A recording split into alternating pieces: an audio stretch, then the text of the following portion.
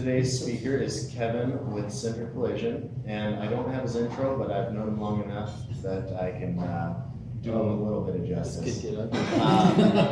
So Kevin has been running his collision shop for a long, long time. I think longer than I've been alive, so he's got to do good work. He was doing it at age 2. But I've actually, my family and I have been sending anything to Kevin since I've known him. And he's always done great work. Kevin's a family man, has a whole herd with grandkids and big happy family.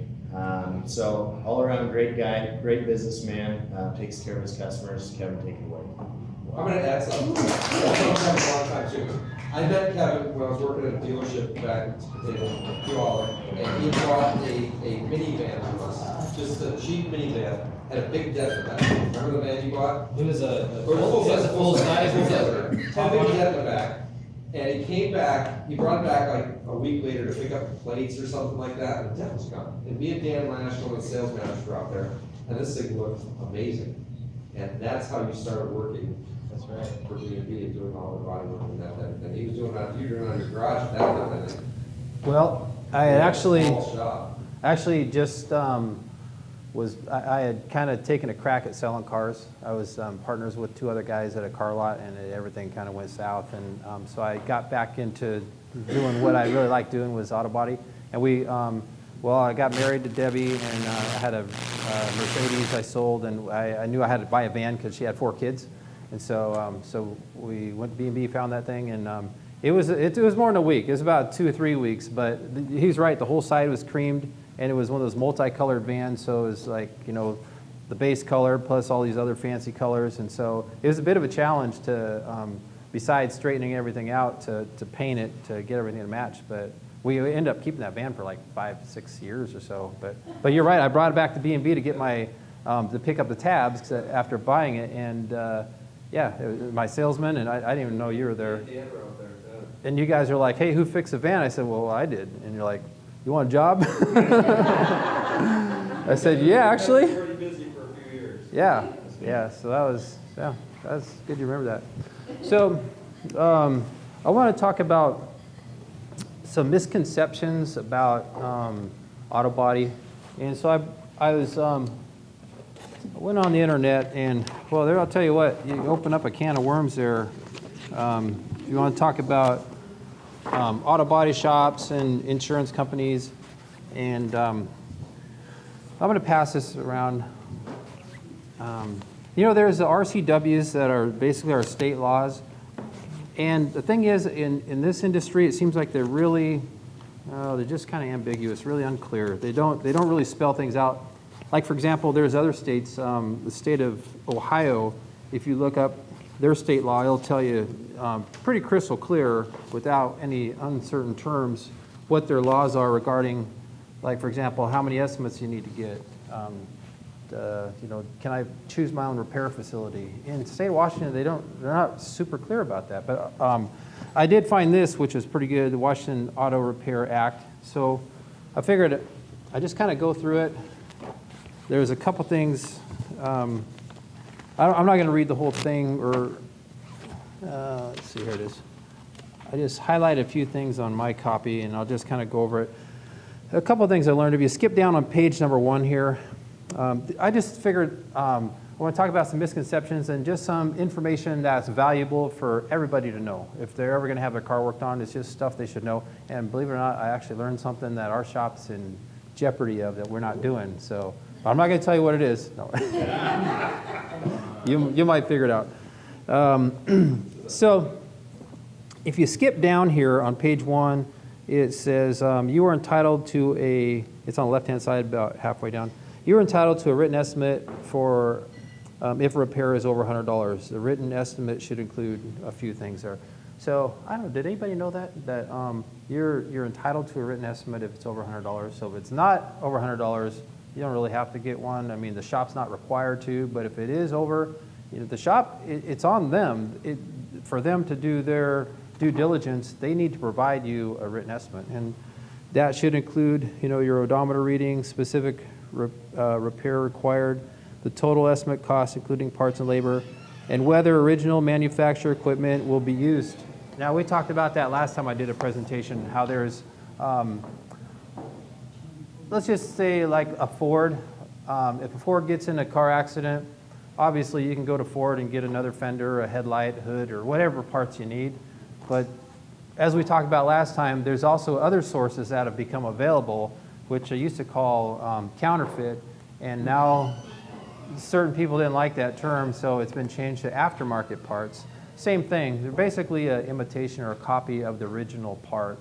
So if a body shop is going to be using those parts for whatever reason, whether it's what the insurance company and the insured, what their contract agrees to, whatever the reason is, if the shop ends up using it, it needs to be stated on the estimate. So a person knows, am I getting original part on my car, or am I getting something else? To some people, it doesn't make any difference. They just know that their insurance is affordable, they got their car fixed, and everything's safe. And we certainly wouldn't put anything on a car that we're not going to warranty. So if we get some inferior part and it's really not the same, we're not going to put it on the car, because ultimately we have to stand behind the job. So top right of the page 1 there, it says, the repair facility must give you a written estimate only if you conduct business face-to-face with them. There is no written estimate requirement if you only talk by phone or have other indirect contact. I didn't really know that. So if you, let's say if you have your car towed in, then that would fit under that category, because it says if you, it's only if you do a face-to-face. So if you talk by phone, people do that sometimes. So if you go face-to-face, you are expected to walk away with a written estimate if it's over $100. But if you make a phone call, which we do some out-of-state things sometimes. We've got a car in there right now. The daughter wrecked the car. The dad lives in Colorado, so we've done everything kind of. But see, now you have email and things like that. So we always, make every attempt to provide, everything a person would need to make a decision. But it's not necessarily, it's not a law that you have to. Yes, John? Is this next one the one that you weren't doing? Yeah, you're quick. You've been to my shop, so. I've heard this before, that you're supposed to have something up on the wall what the customer's rights are, but I didn't really think much about it. But after reading this, like, you know what, it's not just an idea; it's a requirement. So we're gonna take care of this. So yeah, if you keep on going down, it says the customer rights sign must say.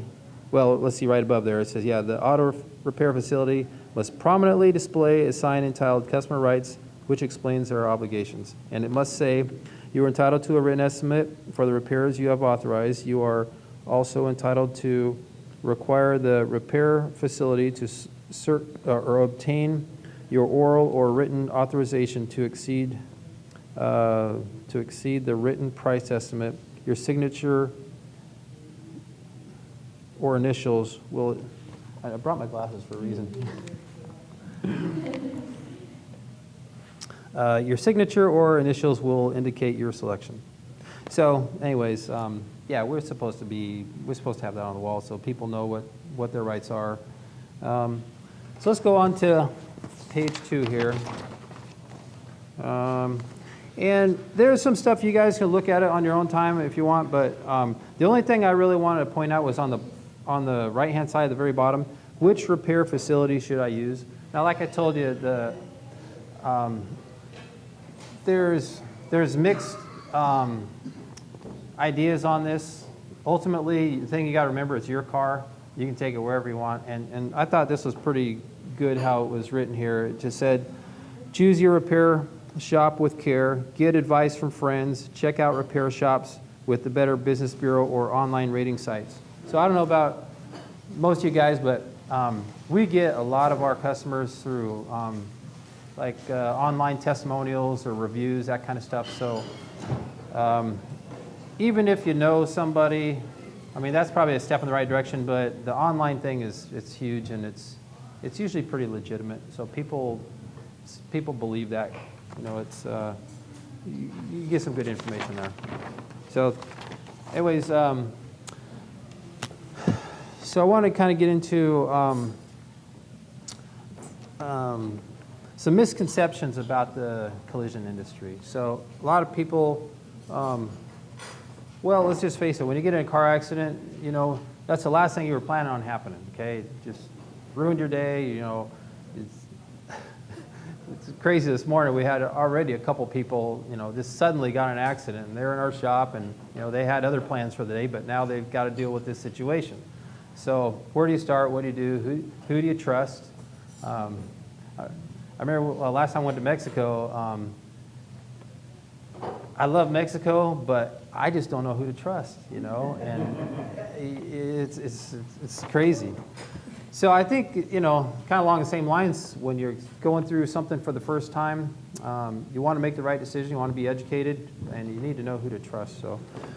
So misconception number one is the insurance company is responsible for selecting the shop to repair your vehicle. So a lot of people think that, you know, I have insurance and my insurance company will take care of you, and they will. That's their job. They'll take care of you in certain things, but it's not their job to find you an auto body shop to repair your car. It's your car. That's a decision you need to make based off of what you just read, you know, is that shop reputable? Now, there are many shops that insurance companies team up with. It's called a DRP program, Direct Repair Facility, which we're not a part of, but I have a lot of friends that do it, and they have a, you know, it's a good situation for them. Many people ask us, well, I want to take you to your shop, Kevin, but I talked to my insurance company and you're not on their program. Like, darn it, you know, so what am I going to do? So I always tell them, you know, kind of refer back to what we just read there. You can always, it's your car, you can take to any shop you want. If you want to take, if you don't know any shop and they're recommending some shops, probably not a bad start, you know. At least take a look at those shops and see if, you know, maybe they're close to your house, maybe they have a good reputation and everything will work out fine. But I always recommend Center Collision. But we do work with every insurance company, and we like the relationship we have because we're not contracted with them. It's kind of like we still have to earn the business of the customer, and we feel like they come to us because they get taken care of, not because somebody makes them go to our shop. So, misconception number two. We just talked about it. So the insurance representative said the shop you selected isn't on the approved or preferred list, so you should choose a shop from the list. You know, some insurance companies are a little aggressive with this, and they actually call it steering, where we've experienced a few times. People want to come to the shop, and they call their agent or whoever they get a hold of, and they said, oh, no, you can't go to that shop. And we've had to make some phone calls and kind of get in people's face about this. It's like, you know what, you need to refer back to the law because you cannot make them go to any certain shop. So anyways, for the most part, we have a really good relationship with all insurance companies. We welcome them all, we work with them all, and we know that they have their job to do and we have our job to do. But it's just good information, good to be informed that if someone's telling you you have to go somewhere, that's not the case. You can go wherever you want. Can you limit how much you get paid based on the other estimates? Okay, can they limit, say again? Can they limit how much you get paid for the job if the other, say, 3 estimates and 2 of them are low and one is higher and that's the one you want to go to? The higher one? They say we only want to pay, we're only going to pay up to this amount. Well, if I was an insurance company and somebody gave me 3 estimates and said, hey, I've got 3 estimates here, which one do you want to pay? I would probably pick the lowest one, right? I mean, who wouldn't? But can they do that? If I end up going to you and you hire, can they only pay you what the other people estimated? An estimate is just exactly what that word means. It is an estimate. So they're responsible for getting the car back to the condition it was in before the accident. Nobody really knows what that cost is going to be till the job's done. So I would say probably 90% or better of all vehicles that come in with an estimate already written are, I don't know, they need to go down. Pretty much they go up. We find more damage. We take that bumper off and we find a bracket that's broken, or we find the damage has traveled further. We had a brand new car, I had like just a couple thousand miles on it last month. It's a Kia Optima, and I looked at it thinking, you know, it's probably about $3,000 damage. It was $8,500 when it got out of our shop because we got the bumper off and it traveled all the way into where the spare tire sits in the bottom of the trunk and just creamed it. So we had to replace that part too. So I guess to answer your question, if the insurance company writes an estimate, then they take it to our shop and it's more money, that's something we always work out with them. The only thing you have to worry about as a customer is, number one, do I trust the shop I'm taking it to? And whatever your deductible is, those are the only two things you really got to worry about. So there will, sometimes people will suggest that, well, if you take it to that shop, it might cost you more money. I've owned my shop many years and never had that happen. So it's just a kind of an idle threat. So. I think I had an insurance guy tell me that once. Oh, you're gonna have to pay the extra if you go to that shop. I think that's on my list here, Mike. Let's see. Okay, we kind of think we talked about this one. You must obtain multiple estimates. How many estimates you got to get? Fail. One. From what shop? No. Okay. All right. So now here's the thing. Like Mike brought up a good point, you know, about the different prices of estimates, because they are sometimes all over the board, and you look at them, and you're trying to figure out why is this one more, and you know they both seem like good shops. You know, my insurance company recommended this one, but I want to go this one. You know, how do I make this decision? There is some really good, legitimate reasons why. Well, number one, I would tend to go with the more expensive estimate, and I'll tell you why. Because typically the estimate that's lowest is the most incomplete estimate. Okay, a lot of people don't check alignments on cars. When it gets in an accident, that's something that your car is going to look the same, but did it need the alignment checked? Okay. Another one is like if you replace your headlights. Some people just throw them in, don't aim them. The insurance company will pay for it. We just got to put it on there and make sure we do it. But we actually aim the headlights to make sure that, because there are adjustments on headlights. But you can put a headlight in. Your car is going to look beautiful. You know, maybe at a shop that didn't aim the headlights, and you think everything's fine until you're driving down the road, and after a while, like, this doesn't seem right. You know, so that's a 0.5, which is a half hour, which roughly $25 or so. So that's going to increase the estimate. If a guy didn't know what he's looking for, he'd say, well, that's, you know, maybe these guys are just overpriced, and because they're both putting a headlight in, but this guy's more, so maybe he's just too high. I need to go with the other guy that's, you know, more reasonable. Well, maybe the other guy isn't aiming your headlights. So there's other couple of things. Corrosion protection is another one. So corrosion protection is like a primer or a sealer, or something that would protect the metal after it gets damaged. So some shops don't use adequate corrosion protection. So you get your car repaired, everything looks good, the door opens and shuts, and it looks beautiful, the paint shines. After a period of time, maybe it could be a couple years, then you start noticing, well, it didn't do this before, the paint's starting to bubble, or something's doing something in that particular spot where it's repaired that's not doing anywhere else on the car. So that's another thing we charge for corrosion protection. So if a guy's not putting it on the estimate, most likely he's not doing it. So those are just some simple things that can change the price of an estimate. But they're all things, I mean, if you look at it, like I told you a few minutes ago, I mean, if you're the insurance company and a guy, he wants to take it to the cheaper place, you know, he's okay with that, well, that's fine, we'll pay less money. But I mean, in reality, they will pay to have the job done right.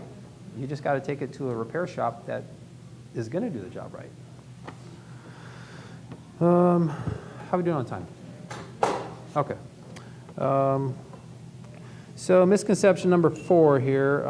All repair shops are basically the same. What do you guys think about that? Do you think they're all? No. What are some differences that you guys have noticed with auto repair shops? Cars continuously going back to the same issue, and your insurance company paying out multiple times to do the same thing there. Okay. I don't know. All right. Yeah. Sorry. There's a difference in the level of customer service, I found. That's a good one. Okay. lack thereof, or good? You know, communication's a big one. A lot of shops, and I'll be honest with you, we're not perfect. That's something that is on our radar, it's important to us. And our thing is that we have office meetings every morning at 9 o'clock. We have a meeting every morning with the shop with the guys. But in the office, we have a meeting every morning to go through every car that's on our either on the premises or is scheduled in. And Tuesdays and Thursdays are the days that we contact our customers. So sometimes, you know, we'll do it more often than that, but bare minimum, we want to make contact with customers twice a week because, well, I think that's one of the biggest complaints. People, there's nothing worse than to hear a customer call and say, hey, I haven't heard anything. When do I get my car back? So that's not a good position to be in if you're the owner of the shop. Let's see. Does every shop loan out a car? No, that's, It's just a choice of the shop if they decide to have to go to the well, okay, as far as the loaner car goes, that would go back to your insurance policy. If you get in a car accident, most people don't know the answer to that. Like, for example, guy this morning, I said, do you have rental car coverage? I don't know. So he's going to find out pretty quick because he just got in a car accident and needs a car. But if you get hit by somebody else, it's that insurance company's responsibility to put you in a car, okay? As long as it's clear that the responsibility falls on the other person. And that's they can't get out of it. They have to do that. But your own policy, if you cause the accident or you know, either with somebody else or you hit a tree or whatever, you damage your own car, that's going to depend, you getting a rental car is going to depend on what your insurance policy states. So if you bought the rental car coverage, right, then you got it. If you didn't, you don't. So. But I do happen to know a shop that has some loaner cars. So, yeah. So we do have loaner cars at our shop, and for that exact reason, because most people are unprepared for an accident, and then that's the time they find out that they don't have rental car coverage, and like, oh boy, what do I do? So we have decided, to get one loaner car a couple years ago, and it was so popular that we got another one. Well, that was so popular, we got 3 now. So. I thought you guys were just loaning out the cars that you had just finished. No. And you spent an extra We just do that in your case. I'll be ready for 3 more days. We just do that in your case, since you're in Hawaii for 2 weeks, we can loan your car out in the meantime. See? Why is the odometer so much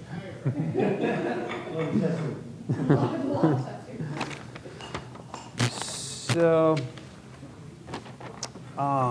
So these are some things that, like I said, I was doing some little surfing on the internet, and there are some, like I said, I've got good friends that are insurance agents, of course you guys, and I've got good friends that own shops that are these DRP with insurance companies, and it's a great situation. They're really happy. It's a win-win deal.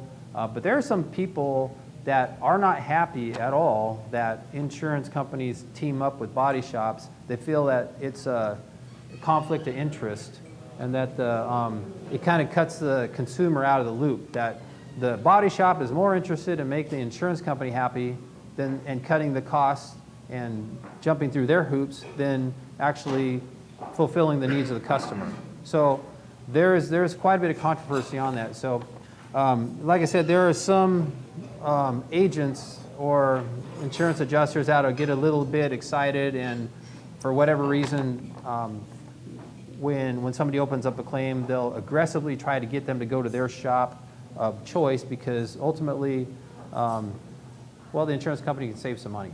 That's what it comes down to. You said So, DRP, what is that? direct repair program. Yeah. So, but these are some things that they'll sometimes say, and I'm going to read them to you because most of them are true. And this is what the insurance company uses to get people to go to their direct repair program shops. So the first one is, if you go to another repair shop, we won't be able to look at your vehicle for a few weeks. Sometimes they'll say that, and sometimes that happens. They are able at times to get with their own shops that they work directly with quicker. So, but we are in contact with all the insurance companies. I'm talking about my own personal shop on a regular basis, and that has never been an issue. But that has happened in the past. So I'm telling you some points where it may be a good idea to, you got to kind of listen to what they're saying and then decide for yourself what you want to do, what course of action. Is that part of what you do when you quote, like how long it's gonna take? Like when you tell somebody this, and this is wrong with your car, it's gonna take about a week? Yeah. Would you do that initial estimate? So when they do the initial estimate, the time allowance is all based off of billed hours, how many hours are calculated to do the job. And so let's say it's a 20-hour job. It could be like a repair on the door and fender, then paint the side or something like that. So they would take those 20 hours and they would divide it by usually 4.5 or 5. So based on that, some insurance companies do it different than others, but basically they're going to figure the shop's going to work on that car 4 to 5 hours a day. So if it's a 20-hour job, then that's how they figure it's going to take about a week. Maybe I wasn't clear. Like if I came to you as a client and says, hey, I just got in an accident, can you give me a quote on my car? How long is it going to take me before I get my car back? Do you do that at that time? Yeah, we try to avoid that, to tell you the truth, until we get the car in the shop and disassemble it and find out all the damage, because we could tell you, based on what we see right now, this is how long it would take. But we won't be able to get started on it till we get approval from the insurance company, all the parts are here, and we get it disassembled so we know that there's no other damage. So an estimate is just that, it's just an estimate. But as we go and we try to keep the customer in the loop and get it in and out as quick as we can, but and that is the goal, is you get the car in the shop, get the approvals, get the parts ordered, and get that disassembly done so that we know everything we have to order, so we can get that order done at once. When you're ordering parts, Yeah. do they come from random different places, or are you kind of a wholesaler who has some of your? We order a lot from the dealer, and we order, so it's either going to be the dealer or LKQ, Keystone is another company we order from, and they're the aftermarket company. And they actually bought the other, it's called Parts Channel. They bought Parts Channel just like 6 months ago. So they are like they're about your only choice now. I mean, there may be a couple of small kind of mom and pop organizations that sell parts, but if you want parts quick, if you want them now, and if they don't have the right, if it comes in damaged, they're going to have another one. They're huge. So it's either going to be the dealer or the Keystone. So sometimes you'll hear, if you're opening up a claim on a car, that the insurance company, they won't warranty the work if you pick your own shop. And that is absolutely true. And sometimes people get, a little excited, like, oh, shoot, I better go to their shop because they're going to warranty the work. And if you don't know the shop, if you don't have a good shop to choose from, that's not a bad solution to go. I mean, if they're going to warranty the work. But our warranty of center collision is lifetime, which doesn't get much better than that. So that really doesn't affect us, We have probably a better warranty than you get anywhere else. So let's see. So if for some reason, not saying it would at center collision, but you're being bubbled, you could take your car back and then redo the whole thing? Yep. The last thing we want is an unhappy customer or a customer that's going around town with something on their car that doesn't look right, and when somebody's asked about it, it's like, well, I took my car to center collision, and the rest is history. So now a lifetime warranty, and we're no different than any other shop. We make a mistake. Things have happened. Thank goodness, more good has happened than bad. But yeah, so we warranty all of our work. So if we've had people come in. We've had adhesion problems before on bumpers. So somebody will come in and say, hey, I had my bumper here. Okay, here's a good one. I painted this guy's hood about 12 years ago. And he called me about a month ago and said, hey, remember that car you painted like 12 years ago? I'm like, you still got that car? He goes, yeah, well, the paint's doing something funny on the hood. And he brought it in, and sure enough, you know, the paint was starting to peel on the hood. He goes, do you guys warranty that? What do you think I told him? Yes. I told him, yeah, absolutely. You know why? Because, huh? Because I did it because, not because I really felt obligated to do it. That guy's going to be a customer. And matter of fact, I was just talking to a friend of mine this morning, and this guy's dad, he mentioned this guy's dad. He goes, yeah, he's got a car, he's going to bring it into you. Now, what if I would have said, you know what, that's been 12 years ago. Hey, you know what, you got what you got. I'm sorry about that. How long you owe me more money? Last 12 years? What's that? I said the last 12 years, you owe me more money? Yeah, there you go. That was under the old policy. So, no, we honestly, I mean, sometimes you just got to buck up, but I have found that you're better off doing that and making the customer happy than causing problems, having to go to court, and just having some, you know, in my opinion, unnecessary disputes.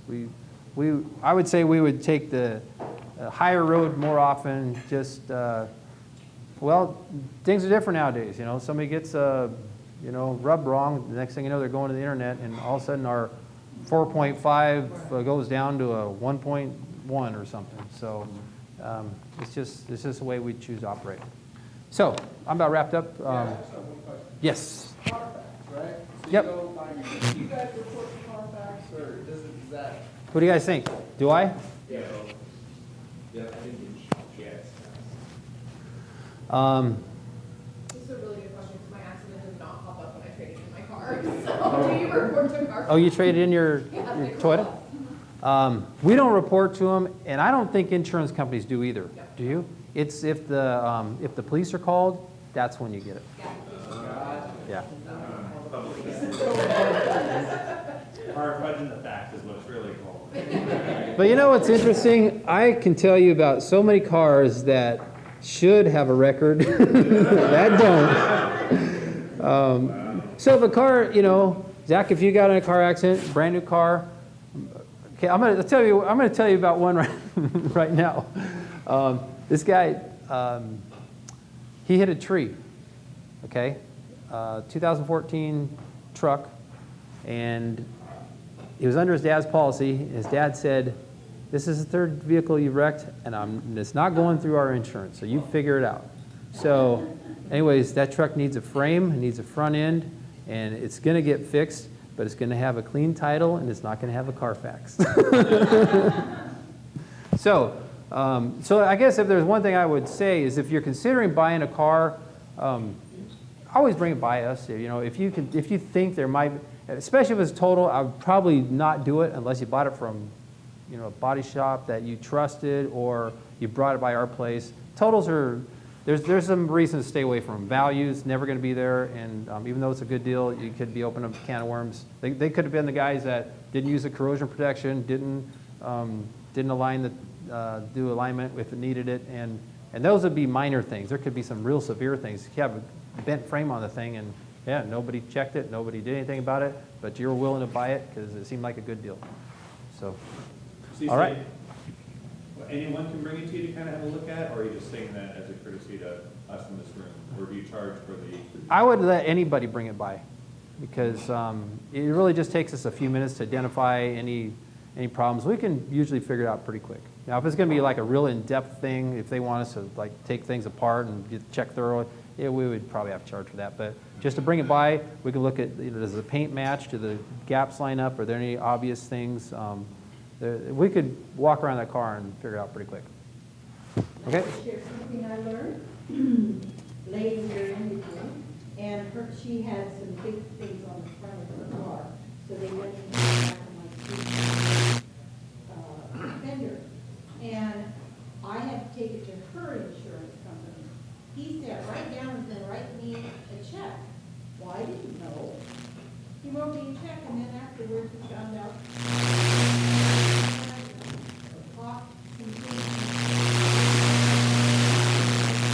Back fender, and that was it.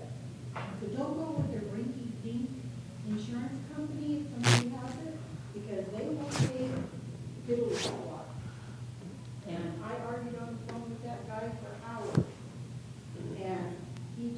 not want to give me anything. It didn't matter that we ended up having to total the car out because it was the oil thing that popped too. Mhm. A lot of things that happened underneath that they didn't even look at.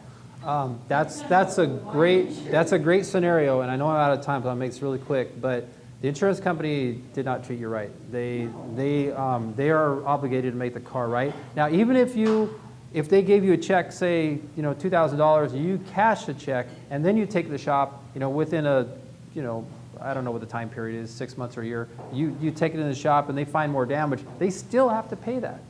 So just because you got a check, even if you cash a check, it doesn't matter. They still, if more damage is found that is accident related to that accident, they're responsible for paying that. Seeing as a consumer, I don't know that. Right. And I was trying to deal with it, and I didn't know where my rights were. Okay, well, now you know.